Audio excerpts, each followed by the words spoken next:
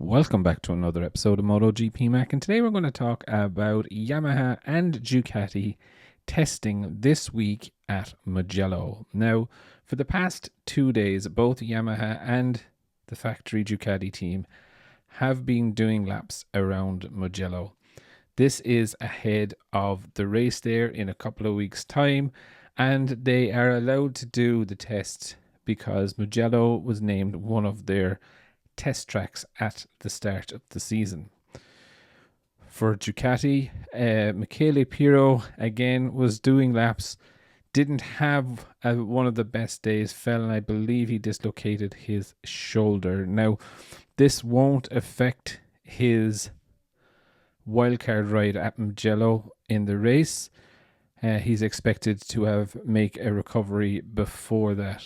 Pecco also, as you may have heard, in the clash with Maverick, he also fractured a bone in his ankle. He is also expected to be fine by the time that they get to the race in Mugello, but I guess they're looking to ensure that they're making a proper setup for an important race, especially for the Ducati. Now, on to the Yamaha. Cal Crutchlow is doing laps over the past 2 days on the Yamaha.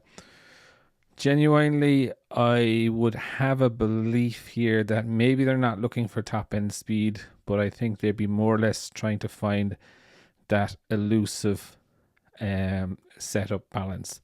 Now, I know Fabio Quartararo has said that he is going back to his 2021 setup, but I think the team are still going to be trying to coax him and to push him into running the 2023 setup using the new bike and new frame, etc.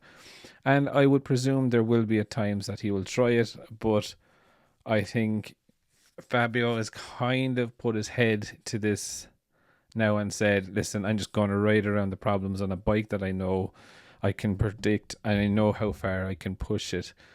So it will be interesting to see, is there a difference in frame or chassis between Fabio Quartararo and Franco Morbidelli throughout the rest of the season.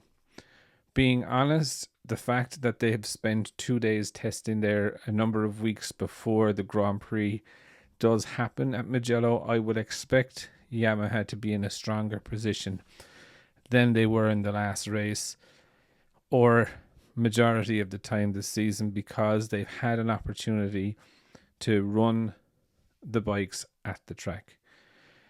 It will definitely be interesting to see, but what do you think of Yamaha and Ducati testing? Do you think Yamaha could actually find a base setup?